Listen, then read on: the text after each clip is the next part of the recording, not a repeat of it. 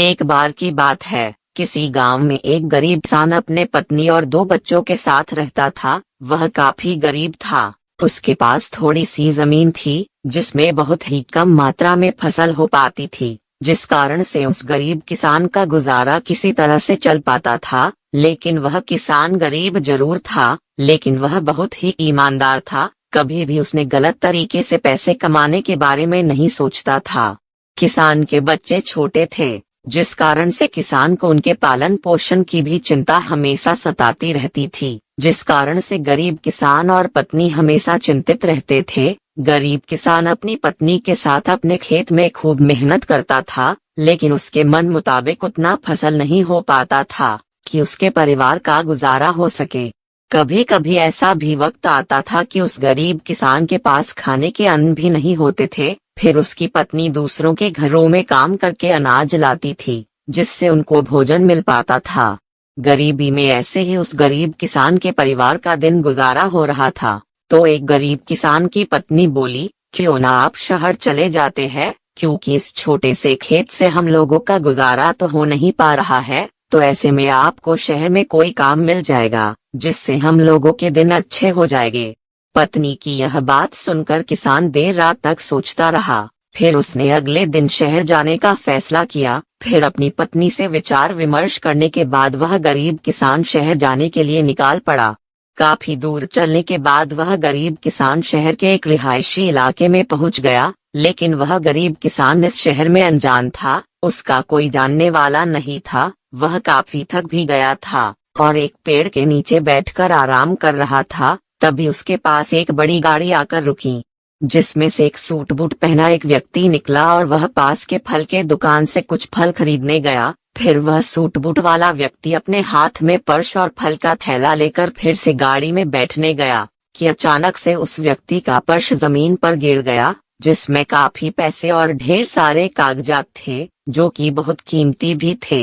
और फिर गिरे पर्स से अनजान वह सूट बूट वाला व्यक्ति अपने गाड़ी में बैठकर आगे निकल गया। तो पास में बैठा गरीब किसान इस घटना को देख लिया था और वह फिर उठकर उस पर्स के पास आया और पर्स को उठा लिया, जिसमें उस व्यक्ति का घर का पता भी था।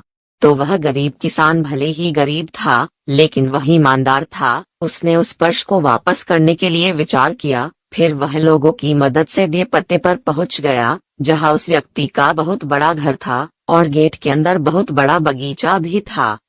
तो वह गरीब किसान वहां पर रहने वाले गार्ड को बुलाया और उस व्यक्ति का फोटो दिखाकर उनसे मिलने के लिए बोला। तो गार्ड ने उसको उस सूट बूट वाले व्यक्ति से मिलाने के लिए बंगले के अंदर ले गया। फिर थोड़ी देर बाद वह सूट बूट वाला व्यक्ति गरीब किसान के सामने आ गया और आने का कारण पूछा। तो उस गरीब किसान ने अपने जेब से पर्स लौटाते हुए गिरे हुए पर्स की सारी घटना उस व्यक्ति से बता दिया। इससे वह व्यक्ति गरीब किसान के ईमानदारी से काफी प्रसन्न हुआ और फिर उसी पर्स से कुछ पैसे निकालते हुए गरीब किसान को देने लगा। तो वह गरीब किसान हाथ जोड़ते हुए बोला, साहब हम भले ही गरीब हैं, लेकिन अपनी ईमानदारी का मोल नहीं लेते हैं। अगर देना ही है तो हम इस शहर में अनजान है और पहली बार आए हैं। इस शहर में हमारा कोई जानने वाला नहीं है। अगर कुछ देना ही है तो आप हमें कोई काम ही दिला दे, तो आपका बड़ा आसान होगा।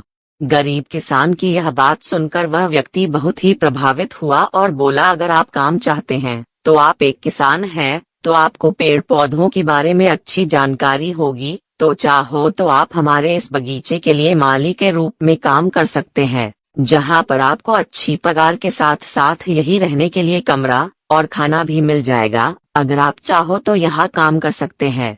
गरीब किसान उस व्यक्ति की बात सुनकर वहाँ काम करने के लिए राजी हो गया। इस तरह ईमानदारी के चलते उस गरीब किसान को अनजान शहर में भी अच्छा काम मिल गया और फिर धीरे धीरे उस गरीब किसान के परिवार के दिन भी सुधरने लगे।